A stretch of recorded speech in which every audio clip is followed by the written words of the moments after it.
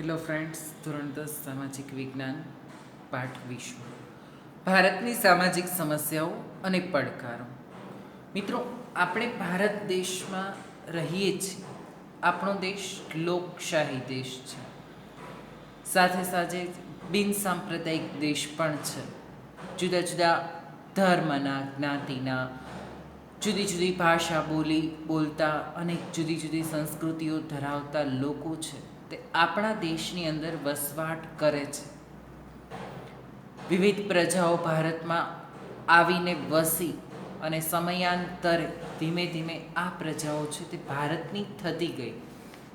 આ દરેક પ્રક્રિયા છે તે આપણે જોઈ છે, નિહાળી છે. હવે તમે સમજી શકો કે આપણે એક ઘરની અંદર જ્યારે 5 કે 6 વ્યક્તિઓ સાથે વસવાટ કરતા હોય તો તેઓના વિચારો, રહેણી કહેણી, વર્તન દરેક ભિન્ન ભિન્ન પ્રકારનું હોય છે અને તેના લીધે ઘણી વખત ઘરમાં પણ કેટલાક સંઘર્ષો જોવા મળતા હોય છે, કેટલીક સમસ્યાઓ ઉદ્ભવતી હોય છે. તો આવડો મોટો દેશ, વસ્તીની દ્રષ્ટિએ વિશ્વમાં બીજા ક્રમે આવતો દેશ ભારત, બરાબર છે. તો 121 કરોડની વસ્તી જ્યારે આપણા દેશની અંદર વસવાટ કરતી હોય તો આપણા દેશમાં પણ અનેક પ્રકારની સમસ્યાઓ અને પડકારો ઊભા થાય તે સ્વાભાવિક બાબત છે, જેના વિશેનો અભ્યાસ છે તે આ પાઠની અંદર આપણે કરવાના છીએ. જેમાં કેટલીક સામાજિક સમસ્યાઓ અને પડકારો તરીકે સાંપ્રદાયિકતા, જ્ઞાતિવાદ, લઘુમતીઓ, અનુસૂચિત જાતિ અને અનુસૂચિત જનજાતિઓ, તેના માટે જે બંધારણીય જોગવાઈઓ કરવામાં આવેલી છે તે, આતંકવાદ તો એક વૈશ્વિક સમસ્યા છે, માત્ર કોઈ પણ જે તે દેશ પૂરતી નહીં પરંતુ સમગ્ર વિશ્વમાં આ સમસ્યા છે તે જોવા મળે છે. બળવાખોરી, કાશ્મીરની અંદર આતંકવાદની સામાજિક અને આર્થિક અસરો વિશે આ પાઠની અંદર આપણે ભણવાના છીએ. આપણે પ્રસ્તાવના છે તે જોઈએ તો કેવી વિચારધારા સમાજને વિભાજન તરફ લઈ જાય છે તેવો પ્રશ્ન તમને પ્રસ્તાવનામાંથી પણ પૂછાઈ શકે તેવો છે. તો આપણે પ્રસ્તાવનાની સાથે સાથે જ આ પ્રશ્નને પણ સમજીએ તો ભારત એક વિશાળ અને વિશ્વનો સૌથી મોટી લોકશાહી ધરાવતો દેશ છે, જ્યાં વિવિધ ધર્મ, જાતિ, ભાષા, સંસ્કૃતિ ધરાવતા લોકો વસે છે. કે આપણા દેશની અંદર જુદા જુદા ધર્મ, હિન્દુ, મુસ્લિમ, શીખ, ઈસાઈ, પારસી, જૈન, બૌદ્ધ, આ બધા જ ધર્મ પાળનારા લોકો વસે છે. જુદી જુદી જાતિ, આદિવાસી જાતિના લોકો વસે છે, અનુસૂચિત જાતિ, અનુસૂચિત જનજાતિ, આવી રીતે. ભાષા તો હિન્દી, ગુજરાતી, અંગ્રેજી, કન્નડ, તેલુગુ, તમિલ, મલયાલમ, આવી બધી અલગ અલગ પ્રકારની અનેક ભાષાઓ બોલતા લોકો છે તે વસવાટ કરે છે. દરેક લોકોની સંસ્કૃતિ પણ કેવી છે? ભિન્ન ભિન્ન પ્રકારની છે. એટલે કે આપણા દેશની અંદર વસવાટ કરતા લોકો છે તે જુદી જુદી સંસ્કૃતિઓ પણ ધરાવે છે. આમ છતાં ભારતની સમન્વયકારી અને સર્વધર્મ સંભાવનાની વિશેષતા ધરાવે છે. કે ભારત દેશ છે તે સમન્વયકારી સંસ્કૃતિ અને સર્વધર્મ સંભાવનાની વિશેષતા છે તે ધરાવે છે. પરંપરાગત સમાજમાંથી આધુનિક સમાજ તરફ ગતિ કરતા ભારતીય સમાજમાં અનેક પરિવર્તનો આવેલા છે. પ્રાચીન સમયથી આપણે દ્રષ્ટાંત જોઈએ તો પરંપરાગત સમયગાળાથી અત્યારના સમયગાળા સુધીમાં દેશની અંદર અનેક પ્રકારના પરિવર્તનો આવેલા છે.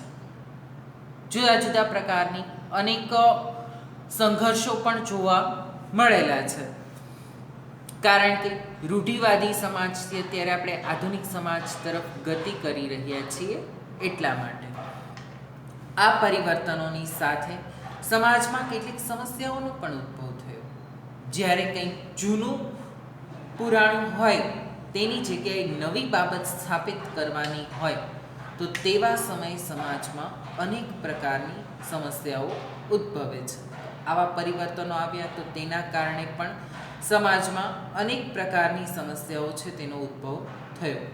જેમાં સામાજિક, આર્થિક, રાજકીય, સાંસ્કૃતિક વગેરે ક્ષેત્રોની સમસ્યાઓનો સમાવેશ કરી શકાય.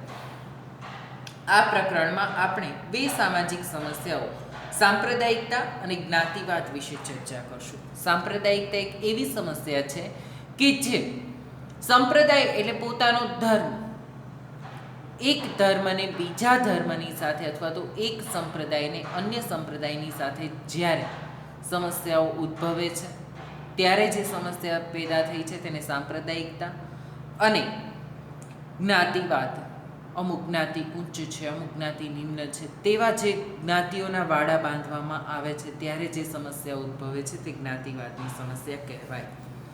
દેશને સ્વતંત્રતા અપાવવા ભારત દેશ છે તે અંગ્રેજોની ગુલામી નીચે જીવતો હતો, તે બધા જ આપણે જાણીએ છીએ. અને આ ગુલામીમાંથી આપણા દેશને મુક્ત કરવા માટે એટલે કે સ્વતંત્રતા અપાવવા વિવિધ ધર્મ, જાતિ, ભાષા ધરાવતા લોકોએ સહિયારો પુરુષાર્થ કર્યો અને જેમના પ્રયત્નોના પરિણામે આપણને આ મહામૂલી સ્વતંત્રતા મળી છે. રહે કે સ્વતંત્રતા અપાવવા માટે જુદા જુદા ધર્મ, જાતિ, ભાષા ધરાવતા લોકોએ સહિયારા પુરુષાર્થો કર્યા છે. બધાએ ભેગા મળીને પુરુષાર્થ કર્યા છે અને તેના આ સહિયારા પુરુષાર્થોના પ્રયત્નોના પરિણામે આપણા દેશને આ મહામૂલી સ્વતંત્રતા મળી છે. સ્વાતંત્ર્ય આંદોલન દરમિયાન જોવા મળેલા સદભાવ, એકતા, સહિષ્ણુતા વગેરે સ્વતંત્રતા બાદ ઓટ આવી હોય તેવું જણાય છે કે સ્વતંત્રતા મેળવવાના સમયે ભારતના લોકો જે બધા એક થઈને રહેતા હતા તે એકતામાં સ્વતંત્રતા બાદ તે એકતા ઘટી હોય તેવું જોવા મળે છે. જાતિગત ઝઘડાઓ, સાંપ્રદાયિક ઘર્ષણ, પ્રાદેશિક હિંસા વગેરે જેવા દેશમાં શાંતિ અને વિકાસને અવરોધતા નકારાત્મક પરિબળો જોવા મળે છે. જે તે દેશમાં સામાજિક ઉદ્ભવ, બિન સાંપ્રદાયિક લોકશાહી મૂલ્યો, રાષ્ટ્રીય એકતા સામે ગંભીર પડકારો ઊભા થયા છે. આ બધા કારણોસર આ વિચારધારા છે તે સમાજને ક્યાં લઈ જાય છે? વિભાજન તરફ લઈ જાય છે. આ વિચારધારાને કારણે સમાજ છે તે વિભાજિત થઈ જાય છે. આપણે પ્રશ્નને સમજવાનો પ્રયત્ન કરીએ તો ભારત બિન સાંપ્રદાયિક ધર્મનિરપેક્ષ રાષ્ટ્ર છે. બિન સાંપ્રદાયિક એટલે કે રાષ્ટ્રને પોતાનો કોઈ ધર્મ નથી, ધર્મનિરપેક્ષ છે. બરાબર છે. એટલે આપણા દેશની અંદર વસવાટ કરતો કોઈ પણ નાગરિક પોતાની ઈચ્છા અનુસાર કોઈ પણ ધર્મ પાળી શકે છે. તે ધર્મનો પ્રચાર પ્રસાર કરી શકે છે, તે ધર્મનું અનુસરણ કરી શકે છે, તે ધર્મનો પરિવર્તન પણ કરી શકે છે. તેને એમ લાગે કે ભાઈ આ ધર્મ યોગ્ય નથી તો મારે બીજો ધર્મ પાળવો છે તો એ ધર્મનો અંગીકાર કરી શકે છે. તેથી સંકુચિત સાંપ્રદાયિકતાનું આચરણ આપણા દેશના બંધારણથી વિરુદ્ધ છે. અને એટલા માટે જો આપણે સંકુચિત સાંપ્રદાયિકતા કે નહીં હિન્દુ ધર્મનો છું એટલે મારે એ જ ધર્મ ફરજિયાતપણે પાળવું અને એ જ ધર્મ ઉચ્ચ છે બાકીના કોઈ પણ ધર્મને મહત્ત્વ ન આપવું તો એ બંધારણથી વિરુદ્ધ કાર્ય ગણાય. બંધારણની દ્રષ્ટિએ દરેક ધર્મ કેવા છે? એક સરખા છે. કોઈ પણ ધર્મ ઉચ્ચ પણ નથી અને કોઈ નિમ્ન પણ નથી. આમ છતાં કોઈ ધાર્મિક જૂથ કે સંપ્રદાય વિના કારણે અન્ય ધર્મ કે સંપ્રદાયનો વિરોધ કરે ત્યારે સાંપ્રદાયિક તણાવ પેદા થાય છે. પરિણામે દેશમાં સાંપ્રદાયિક હિંસા કે ઝઘડાઓ થાય છે. આવા સમયની અંદર જ્યારે કોઈ ધર્મના લોકો અન્ય ધર્મની સાથે કે બીજા ધર્મનો વિરોધ કરે, બધા ભેગા મળીને પણ વિરોધ કરે તો આવા સમયે તણાવ પેદા થાય છે.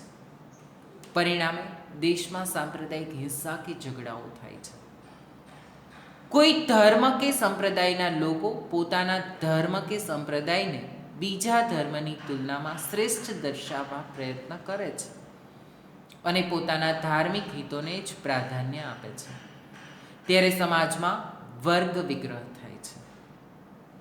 આવા સમયે સમાજની અંદર વર્ગ વિગ્રહ, એક વર્ગ અને બીજા વર્ગની વચ્ચે જે વિગ્રહો છૂટા પડવાની સ્થિતિ ઊભી થાય છે તે સ્થિતિ જોવા મળે છે. તેઓ અન્ય ધર્મના લોકોને સાંપ્રદાયિક દ્રષ્ટિથી જુએ છે, એટલે કે ધાર્મિક દ્રષ્ટિથી જ જુએ છે. તેઓ પોતાની અલગ ઓળખ બનાવી બીજાઓથી વેગળા રહે છે, કે પોતાની અલગ ઓળખ બનાવીને બીજાઓથી વેગળા એટલે કે જુદા રહે છે. વ્યક્તિ પોતાના જ દેશ બંધુઓને પોતાના વિરોધી માને છે, તેથી સમાજમાં મતભેદ અને ધૃણાનું વાતાવરણ ઊભું થાય છે. આ પ્રકારની સંકુચિત સાંપ્રદાયિક વિચારધારાની ઉગ્રતા સમાજને વિભાજન તરફ લઈ જાય છે. કે આ પ્રકારની સંકુચિત સાંપ્રદાયિક વિચારધારા કે સંકુચિત ધર્મની વિચારધારાઓ છે, તે સમાજને વિભાજન તરફ, અલગ કરવા તરફ લઈ જાય છે. જેમાં સૌથી પહેલો મુદ્દો છે સાંપ્રદાયિકતા. સાંપ્રદાયિકતા એટલે શું અને સાંપ્રદાયિકતાને દૂર કેવી રીતે કરી શકાય, તે બંને વિશે આપણે જોઈએ તો ધર્મ એ શ્રદ્ધા અને આસ્થાનો વિષય છે. તમને જે દેવી દેવતા, ઈશ્વર, ખુદા, અલ્લાહ, આ બધામાં જેમાં તમને શ્રદ્ધા હોય, આસ્થા હોય, તેનો વિષય છે ધર્મ. મોટા ભાગે માનવ કોઈને કોઈ ધર્મ કે સંપ્રદાયમાં માનતો જ હોય છે. બરાબર છે? મોટા ભાગે માનવ, કોઈ પણ વ્યક્તિને પૂછો તો એમ કહેશે કે ભાઈ અમે આ ધર્મમાં માનીએ છીએ, અમે આ સંપ્રદાયમાં માનીએ છીએ. એટલે દરેક માનવી છે તે કોઈને કોઈ ધર્મ કે સંપ્રદાયમાં માનતો હોય છે. ભારત એક બિન સાંપ્રદાયિક અને ધર્મનિરપેક્ષ દેશ છે. તેથી સંકુચિત સાંપ્રદાયિકતાનું આચરણ બંધારણની ભાવના વિરુદ્ધ છે. બરાબર છે? ભારત છે તે બિન સાંપ્રદાયિક અને ધર્મનિરપેક્ષ દેશ છે, અને તેના લીધે સંકુચિત સાંપ્રદાયિકતાનું આચરણ બંધારણથી વિરુદ્ધ છે. જ્યારે કોઈ ધાર્મિક જૂથ કે સમુદાય કોઈ પણ કારણસર બીજા ધર્મ કે સંપ્રદાયનો વિરોધ કરે છે, ત્યારે સાંપ્રદાયિક તણાવ ઉત્પન્ન થાય છે, અને કોઈ પણ ધર્મ કે સંપ્રદાયના સભ્યો અન્ય ધર્મની તુલનામાં પોતાના ધર્મ કે સંપ્રદાયને શ્રેષ્ઠ દર્શાવવાનો પ્રયાસ કરે છે, અને પોતાના ધાર્મિક હિતોને વધુ મહત્વ આપે છે. ત્યારે તે દરેક નાગરિકને વ્યક્તિગત રીતે નહીં પરંતુ સાંપ્રદાયિક રીતે જુએ છે, અને એવી વિચારધારા સમાજને વિભાજન તરફ લઈ જાય છે. કે કોઈ પણ ધર્મનો વ્યક્તિ છે, એ સામેની વ્યક્તિ છે, તેને વ્યક્તિ તરીકે જ્યારે આપણે જોઈએ ને તો કોઈ સમસ્યા જ નથી. પણ આપણે શું કરીએ છીએ કે લોકો દ્વારા શું કરવામાં આવે છે, તો સામેની વ્યક્તિ છે તેને વ્યક્તિ તરીકે નહીં પરંતુ ધર્મની વ્યક્તિ તરીકે જોવામાં આવે છે, અને ત્યારે સમસ્યાઓનું સર્જન થાય છે.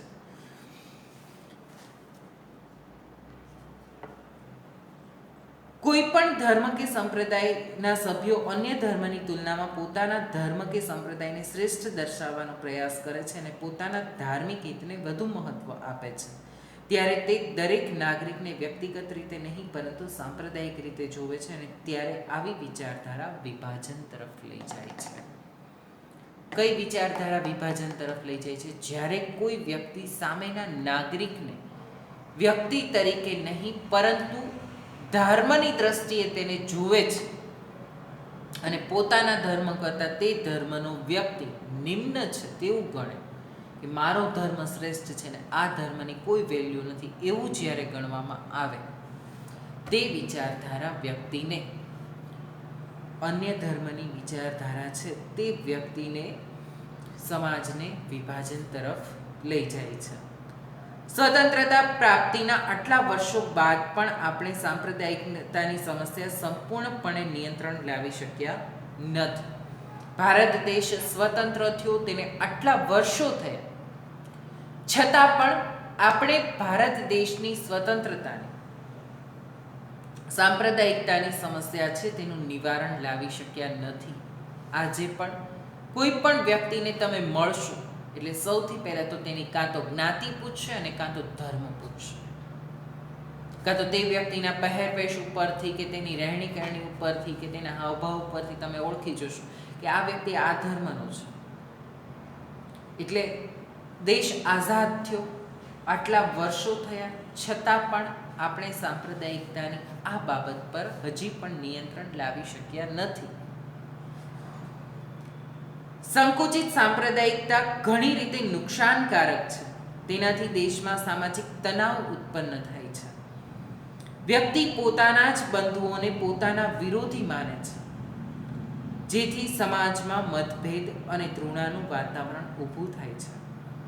સાંપ્રદાયિક તણાવથી સાંપ્રદાયિક હિંસા કે ઝઘડાઓ થાય છે. આ બધી જ બાબતો લોકશાહી વિચારધારા, રાષ્ટ્રીય એકતા અને રાષ્ટ્રના વિકાસ માટે પણ ખતરારૂપ છે.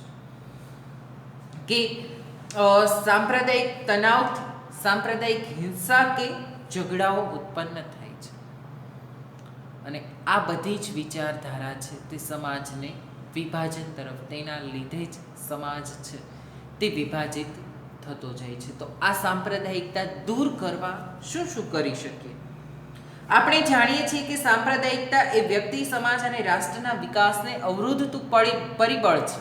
અને બધાને ખબર છે કે ધર્મની દ્રષ્ટિએ કોઈ વ્યક્તિને મૂલવશું તો તેના લીધે દેશને અને રાષ્ટ્રને, સમાજને નુકસાન જ થવાનું છે. સાંપ્રદાયિકતાને દૂર કરવા માટે કેટલાક ઉપાયો હાથ ધરવા જોઈએ, જેમાં સૌ પ્રથમ ઉપાય છે કે નાગરિક અને સરકારે સાંપ્રદાયિક તત્વો સામે સખ્તાઈપૂર્વક સામનો કરવો પડશે અને તેને દૂર કરવા પ્રયત્ન કરવા પડશે. કે જે વ્યક્તિ ધર્મને વિશેષ મહત્વ માનવ કરતાં પણ આપે છે તેની સાથે કોઈ સમસ્યા નથી, પરંતુ જે વ્યક્તિ પોતાના ધર્મને વધારે મહત્વ આપે છે ને અન્ય ધર્મની જ્યારે અવગણના કરે છે, સમસ્યા ત્યારે ઊભી થાય છે. એટલે આવી વ્યક્તિઓની સામે સરકારે સખ્તાઈથી કામ લેવું, કોઈ પણ સંજોગોમાં તેમની સામે ઝૂકવું નહીં કે સમાધાન કરવું નહીં. બરાબર છે? એટલે કે આવી સાંપ્રદાયિક વ્યક્તિઓ હોય તેની સામે સરકાર છે તે કડક નિયમો સાથે કાર્ય કરે. કોઈ પણ સંજોગોમાં આવી વ્યક્તિની સામે ઝૂકવામાં ન આવે કે આવી વ્યક્તિની સામે નીચું ઝૂકવામાં ન આવે તો આવી વ્યક્તિઓ છે તેનાથી રાષ્ટ્રને વિભાજિત થતો અટકાવી શકાય. બીજું, સાંપ્રદાયિકતા દૂર કરવાનું અસરકારક કાર્ય શિક્ષણ કરી શકે છે. આપણા શિક્ષણમાં અને અભ્યાસક્રમમાં બધા ધર્મની સારી બાબતોનો સામેલ કરવામાં આવે છે. બરાબર છે? દરેક ધર્મમાં અનેક સારી બાબતો રહેલી છે અને દરેક ધર્મની શ્રેષ્ઠ બાબતો છે તેનો જ અભ્યાસક્રમમાં સમાવેશ કરવામાં આવેલો છે. હજી ધોરણ 11-12માં જો તમે આર્ટ્સમાં આગળ વધો તો તમને બધા ધર્મ વિશેની સારી સારી બાબતો ખબર પડે. તો બધા ધર્મની સારી બાબતો છે તેને આપણા ધાર્મિક શિક્ષણની અંદર સમાવિષ્ટ કરવામાં આવેલી છે. તેમજ શાળામાં યોજાતી સર્વધર્મ પ્રાર્થનાઓ, સામાજિક પર્વોની ઉજવણી જેવી પ્રવૃત્તિઓથી બાળકોને તમામ ધર્મ પ્રત્યે આદરભાવ કેળવાય છે. શાળાઓમાં જો મોટે ભાગે શાળાઓમાં છે તે પ્રાર્થનાઓ રાખવામાં આવે છે, એ પણ કેવી હોય છે તો કે સર્વધર્મ સમાન હોય તેવી પ્રાર્થનાઓ. જુદી જુદી કોમ્પિટિશન ગોઠવવામાં આવતી હોય તો એમાં પણ દરેક ધર્મને મહત્ત્વ આપવામાં આવતું હોય તે પ્રકારની કોમ્પિટિશનની મહત્ત્વ છે તે આપવામાં આવતું હોય છે, જેથી કરીને વિદ્યાર્થીઓની અંદર દરેક ધર્મના માટે આદરભાવ જન્મે છે અને હોવો જ જોઈએ.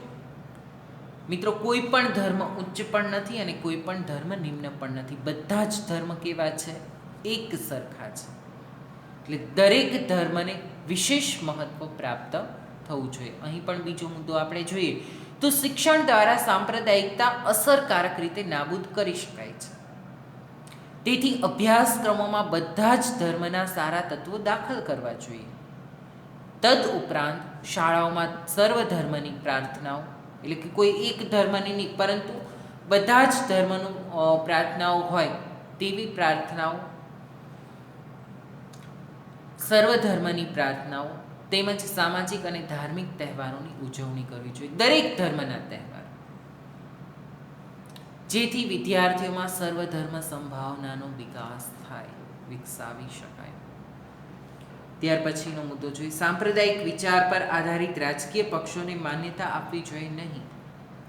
કોઈ પણ રાજકીય પક્ષ એમ કે ભાઈ અમે આ ધર્મને વિશેષ મહત્વ આપીએ છીએ તો તેવા પક્ષોને માન્યતા આપવી જોઈએ નહીં.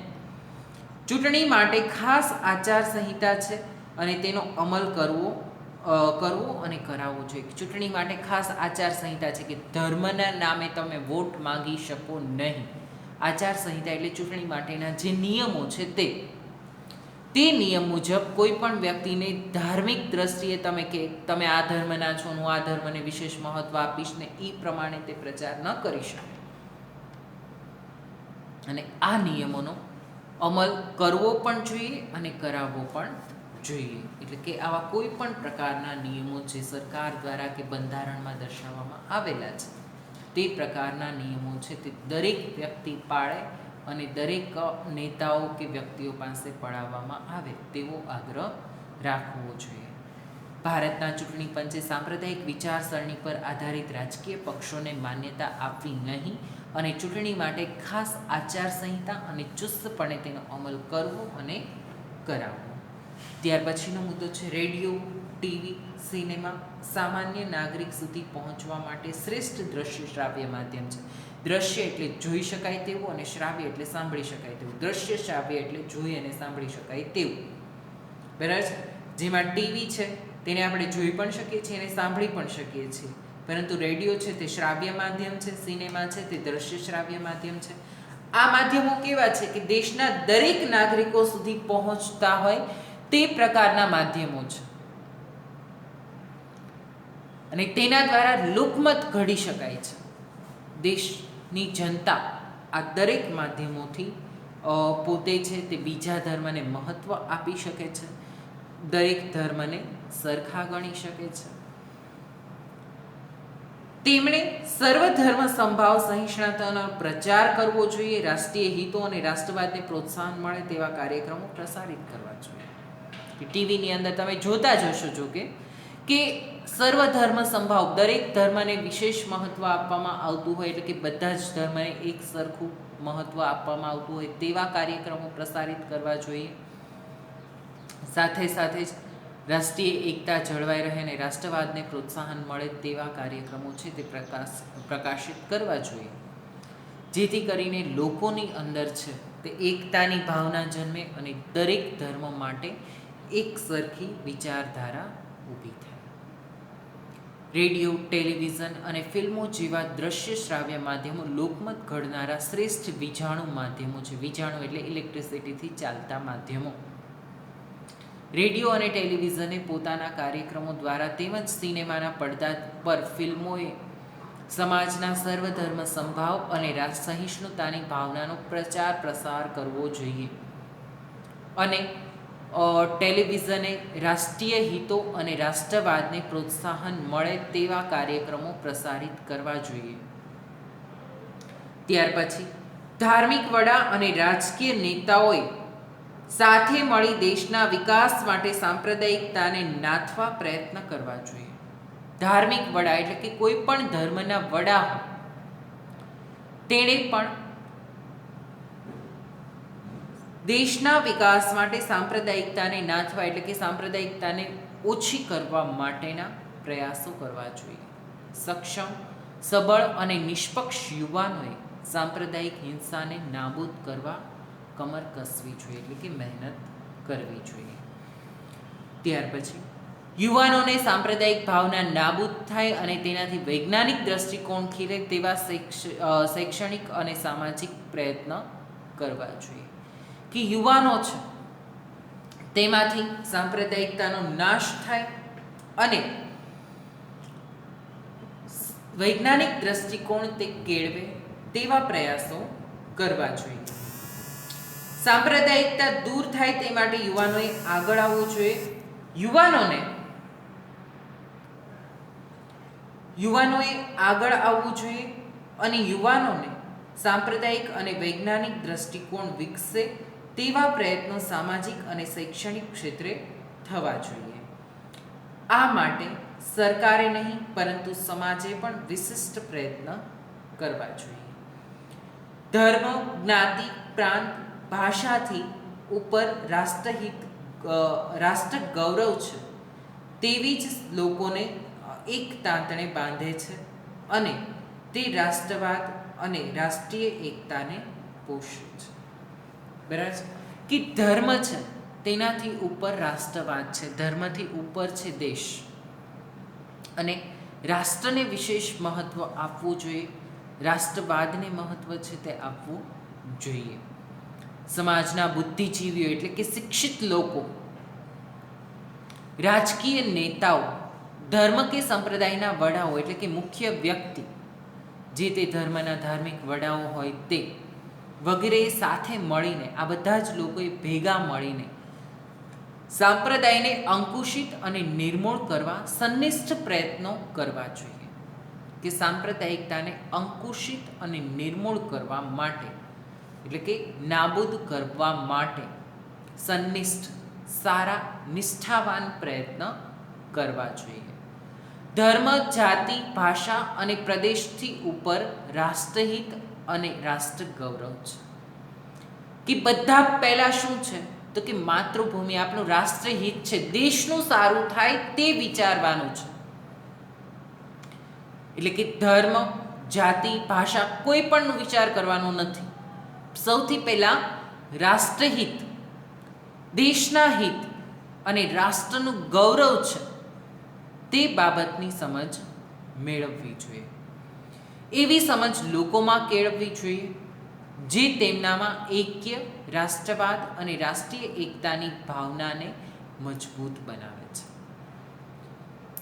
કે આ બાબત છે એ લોકોની અંદર એક્ય એટલે કે લોકોને એક કરવામાં, રાષ્ટ્રવાદ અને રાષ્ટ્રીય એકતાની ભાવનાને મજબૂત બનાવે છે. તેના દ્વારા રાષ્ટ્રીય એકતા મજબૂત બને છે.